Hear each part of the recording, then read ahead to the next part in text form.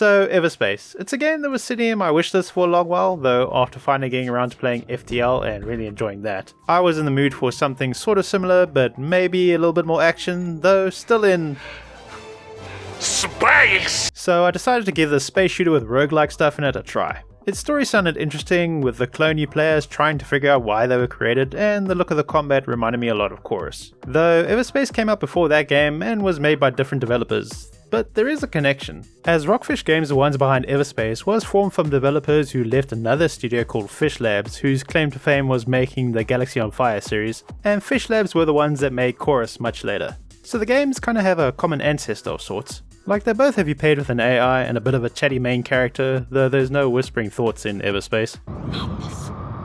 Death. Another similarity is both are better at combat than story. Like, the setup in Everspace is you're a clone making your way through space trying to figure out how or why you were created. With the further along you get in the game, the more memories you'll receive that reveal things. Also, if you do die along the way, you just get a new clone body and start the journey again, but with knowledge from the previous clone and some extra perks to make getting further easier. Which sounds like an ideal setup for a story in a roguelike, but it's got some problems making the gameplay and story work together. More on that later though. But because of that, it made the story to me mostly fall into the background as I got into the space shooting, which I found way more appealing, with its different builds and weapons that I could use to take on the ever more difficult enemies and hazards I found. It was good at making me want to try one more run, even when I did die a few times at the start of the game and towards the middle of it, though it didn't keep that going for the whole time I was playing it. Like, it does keep things visually interesting as you go through the game, as it has some really beautiful backdrops and space vistas going on. It's one of the prettiest space games I've played, with some nice effects that really sell the grandeur of space, making you want to explore it, as there was usually always something in the distance that grabbed my attention to want to check out. Also, the further I got into the game, there were new places that I hadn't seen before, which kept things interesting for a while and can change the tone and atmosphere of the game at times. The combat also has a nice bit of flair to it, with cool visuals for weapons and some nice explosions and smoke trails on enemies to give a nice bit of feedback that you're doing damage to them, which you can enjoy in either first or third person, but combat did feel to me better in third person, though I did like the look of the cockpit layout while trying it out in first person. Sound wise, weapons are solid, but nothing really stands out as great, but it gets the job done. The background music is also doing a decent job, with mostly calm stuff playing while you explore and collect resources, and on the odd occasion upping the tempo when a fight breaks out. The voice acting is also kinda just there, with the chats between the cloney players and the AI called Hive doing the usual back and forth exposition stuff. Also, the NPCs you chat to for quests to me were a little dull. Like, they're trying really hard to be interesting with character quirks. Like this one character Throng, who asks really personal questions about clones for his science research. Have you ever acted upon your primal desires to mate with And another called Maurice, who's a French android bounty hunter that would rather play video games than do the thing they were made for. I have been raided by another guild and need to work my defenses. There are others, but I remember these NPCs more for some of the bonuses they can give than their personalities. And I mean, the game is better for including them than not having them at all. Though what's surprising is they aren't in the base game, as they only got added with the Encounters DLC along with a lot of other stuff that probably should have been in the base game, since without them I can only imagine how empty this game must have felt. Though this is an indie game with a pretty small Kickstarter budget, so I mean they were probably doing the best they could with what they had. And I mean, it's a good game, it's just its roguelike elements aren't a perfect fit for the other stuff the game does well, which I'll get into in a bit. This is taking forever, but we're closer. I can feel it. Am I right? The roguelike stuff in the game drags out past being enjoyable for me in the later parts of the game. It has similar elements to a game like FTL, where you travel to sectors and visit a few locations within them to get resources and other goodies to make a build to get stronger and make further progress. But unlike FTL, which will only really have one event, trader, combat encounter, or just getting resources at a location that you'll have to deal with, instead in Everspace you can have all of that in just one location you visit, which means you'll spend a lot of time at each location doing all that stuff instead of focusing on one thing and quickly moving along, and it drags the pace of the game down. Which the devs know isn't a good thing, since there is a mechanic in the game where if you linger around too long, then lots of enemies start spawning in to get you moving again. So for your first few runs, this slow pace isn't a bad thing, as you probably won't get too far, and using credits you got from a previous run to upgrade your ship will give noticeable improvements, as well as getting access to blueprints for weapons and devices you like. The problem starts to show itself once you get further into the game, and it feels like it takes longer and longer to make any progress. Like, you can get lucky and maybe get a weapon or device you need and a loot drop from enemies or from a shipwreck, but it's always more reliable just to gather resources and build what you need, which means you end up searching each location as much as possible for all the resources you can use to craft stuff you want to make it further into a run. And with 6 sectors with multiple locations in each, it can start to feel like a grind to get to the end of a run. Oh, and you need to do multiple runs to the final location to get the actual ending of the game on top of that. The game does try to give a few ways to speed things up, like better sensors to find those resources quicker, and some ways to skip past a few locations, though I'll get more into that in the gameplay section. The problem is the game leans too much on the grinding for multiple resources and crafting on each individual run to the point it takes the enjoyment out of the roguelike elements. Like, FTL avoids this by only having a few resources you have to worry about, and you can only get weapons and goodies from events, enemies or traders. You can't build them, which means you need to keep moving forward to get what you need, and this makes runs feel pretty quick and have a great pace to them. Like, the mechanics of blueprints and crafting aren't bad by themselves, but the way they are combined with the roguelike stuff in Everspace, it makes it too much of a grind for each run. And that's a bit of a shame since the combat and some of the exploration in the game is pretty fun. Like, the controls for mouse and keyboard feel really great and are very intuitive, which gels well with the arcade style of combat the game has. And all the different devices you can combine with various weapons make a lot of builds really interesting to see how far you can take them in a run, though you are going to probably settle on a few favorites. Like, for me it was the time extender that slows down time, with a beam laser that made dodging and taking out enemies so much fun. But there are a fair bunch of combos you can try, like having a near invincible front shield with long range weapons to pick enemies apart from distance while they can do nothing to you, or getting close with a stag discharger and some combat drones and adaptive armor to outlast a group of enemies. Some of the weapons are just fun by themselves, like I really enjoyed the goo gun, which does a lot of damage but it's delayed so it takes a while to see results, but it's worth it. Or the neutron cannon, which can spam a lot of low powered shots out of it, or you can hold the trigger down for a powered shot that does damage over a large area when it impacts. It's good for taking out swarms of low health enemies or annoying minefields you might come across. The game even has its own version of the BFG with the Arc 9000 that's just great to launch into enemies and see them melt. Speaking of which, the enemies also keep the combat engaging with all the different types you can come across. Like, you've got your standard Okar fighters, then interceptors with tough shields, and swarm fighters that attack in groups. But what changes it up is these enemies will have drones that by themselves are pretty weak, but can be a false multiplier for the enemies with the different effects they can introduce into a fight. Like shield drones that will replenish the enemy's shields, or scan drones that will mess with your sensors. So it gives you some choices to make in combat, where you could deal with the bigger danger that are the fighters first, or the drones supporting them, which makes the fight easier the more of them you get rid of. It's usually better to deal with the drones first, but sometimes in the heat of battle your priorities can change. And that's just one faction. There's still the outlaws who have bombers, snipers and heavy fighters called marauders. They also have the most annoying drone in the game, the Weber, which slows you down and makes you a sitting duck for the enemy. There are also neutral NPCs you'll encounter working for a company called G&B that just want to protect their mining and refining operations, and won't treat you as a threat if you don't attack or try to steal from them. But what's cool about them is you can lure outlaws and Okar that are attacking you into shooting at G&B ships and stations, which will make those neutral G&B fighters start attacking them for you. It's a creative way to turn a fight in your favor. Also, if the enemy do damage to a G&B station and some of their resources get blown into space, you can pick those up and not have to worry about G&B coming after you. Though these are all the small fries you'll fight. There are bigger and more dangerous ships. And other things out there, but I don't want to spoil too much about those.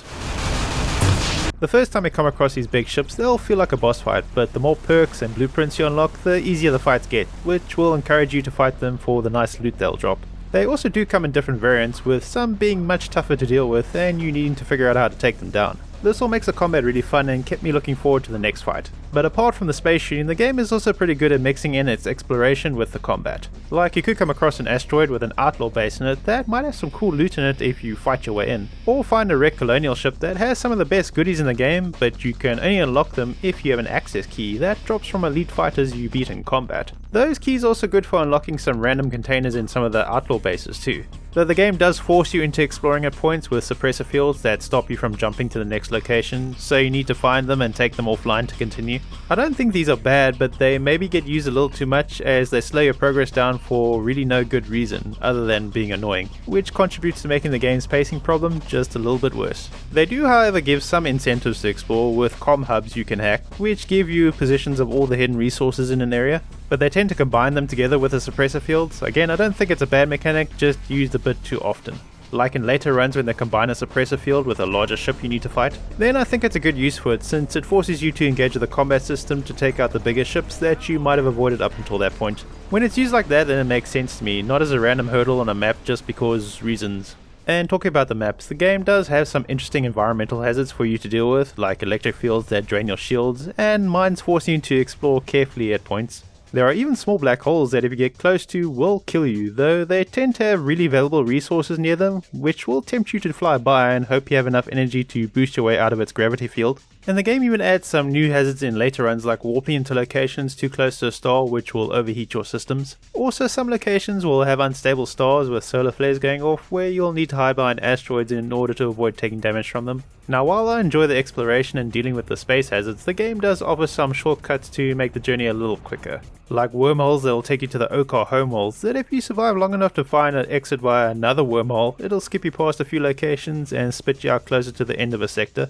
There are also ancient temples that once you deal with its warden, you can do the same thing. These do help with making a run go quicker once you've got the hang of things, though you're still going to need to gather a bunch of resources to make all the weapons and equipment you need. So you will be skipping past a lot of things you might need for the harder sections later.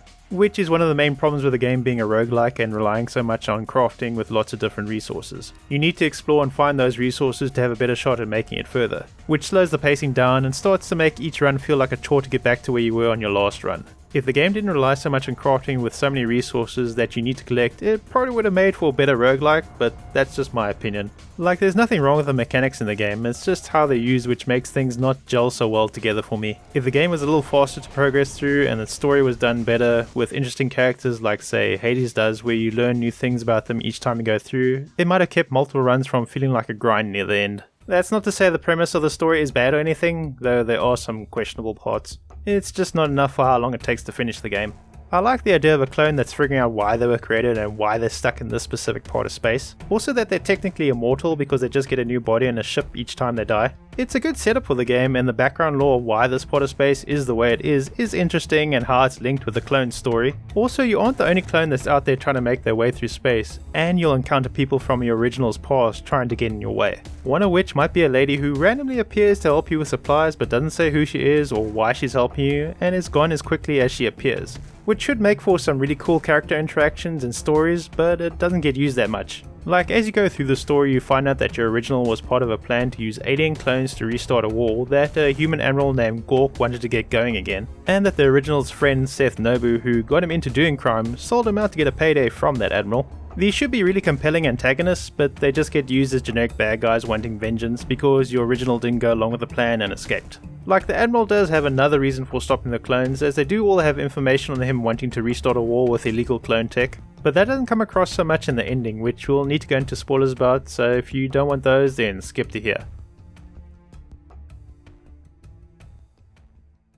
Okay, so the reason for all the clones is the original, whose name is Adam Rosnan, was injected with a slow-acting poison that the Admiral had the cure to, and that he would only give to him once he made the illegal alien clones for his war plans. But Adam came up with a way to get around that by escaping to a secret lab where he could create a new clone body to put his mind into.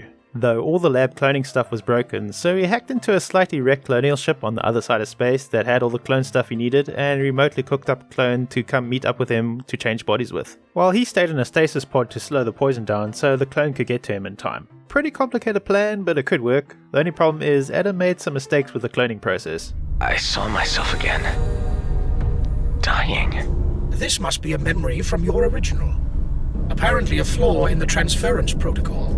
As the clone you play as wasn't a blank slate with a few skills as intended, and instead became their own individual personality, though with a very short lifespan. So when you finally make it to the lab, you run into Seth Nobu, who you've come across twice in the story. Once was a confused chat about who you are, which ended in a pretty average dogfight. Then another time him pulling you out of a jump between stars and stealing the coordinates to where you're going, and then realizing you're a clone and not the original he wants to kill, so he just leaves. Which brings us back to the lab where Seth can't get in because the lab's defenses will only let in someone with Adam's DNA who's by themselves. So there's been a bit of a build up to finally facing Seth in the story. It's not great, but it's there. Also, his reasons for doing this is, just vague revenge. Listen, you brainless clone, I'm here for revenge and that's what I'm gonna get. This is when the story tries something which didn't land for me. Okay, so you know that strange lady that was appearing randomly and giving us free supplies? She shows up again to help you get into the lab, and while chatting to Seth you find out that she's Adam's sister. And literally less than 30 seconds after finding this out, she charges straight at Seth and gets killed.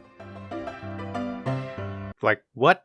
I know the story is trying to do a dramatic reveal, but then to follow it up with a sudden death is so ham-fisted because, like, you didn't get to know this lady at all. She just dropped off supplies to you a few times and barely said anything to get emotionally attached to. Then she literally flies straight to her death because reasons? Like, they do give a reason why she didn't chat that much to you, because she didn't want to get attached to any of the clones coming to give Adam a spare body. Which makes sense, I guess, but that also means we don't get attached to a character. Then what's the point of adding it to the story? All we got out of it was this dumb death into an obvious ambush. Like, at the time I was thinking, hey, maybe she's using a clone body too, or something. But no, that's just the end of the storyline. What are we doing?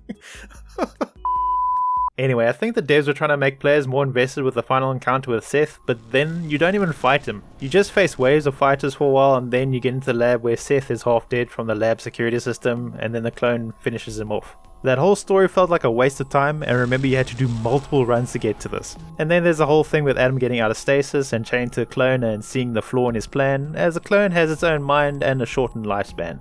And instead of asking the clone just to bring a spare body on the next run while he goes back into stasis, because I mean there seems to be an unlimited amount of them, he just stays awake until he dies from the poison. At least he does tell you how to fix the short clone lifespan by collecting other clones' DNA, which means you need to do more runs to collect DNA stuff to get the final ending. And at this point I think you can tell they're really dragging out the story to get you to do more runs. Like, once you have all the DNA stuff, you'll get your final boss fight, but it's against Admiral Gork, who you've had no contact with through the whole game. I mean, he can appear if you linger too long on a location, but I didn't do that for my entire playthrough of the game, so this is my first time meeting him. Like, it's a good boss fight where you need to hide from a very dangerous death ray on a timer and transfer power cores to a missile silo in a narrow time frame to launch missiles that can damage him, while he sends fighters to harass you. But story-wise, I didn't care that I'd beaten Gork. He wasn't developed enough in the story for it to mean anything to me. Which sums up how I felt about the story in the end. I kinda didn't care. And that's a shame, as I think the setting has potential, it just needs much better storytelling. So to sum things up, the game has good combat that I enjoyed and has some really cool gameplay mechanics with very beautiful environments, though it's let down by having those roguelike elements in it, which it tries to justify with story reasons that on the surface sound cool, but felt like a waste of time with how the story plays out to keep you doing more runs for not much payoff story wise. The lore and bits of world building are interesting though, and gameplay wise the overuse of exploration to get resources to build weapons and gear you want does drag the pace in the game over lots of runs. Like, don't get me wrong, I like a bit of exploring and gathering resources, but this game forces you into it too much, which makes each run a little too long and feel like a chore. However, it is saved by the combat with all the builds you can try and using the environment to get an advantage over enemies. So I can only recommend this game if you're looking for a space shooter with fun combat, but can overlook the shortcomings in its story and be aware it's a bit of a grind to finish. Though maybe your tolerance for that kind of thing might be higher than mine. Also, there is a sequel that moved away from the roguelike stuff, and I have heard good things about it. But I still need to get around to playing it since my backlog feels endless and there are games higher on my list that I want to try and get to first. Anyway, that's the end of the video. Congrats for making it to the end. I hope you enjoyed it, and if you haven't already, maybe consider throwing a like or sub my way. And if you really like the videos I make, you can now support the channel on Patreon, where you can get early access to the videos and some other stuff. Anyway, thanks for watching, see you next time.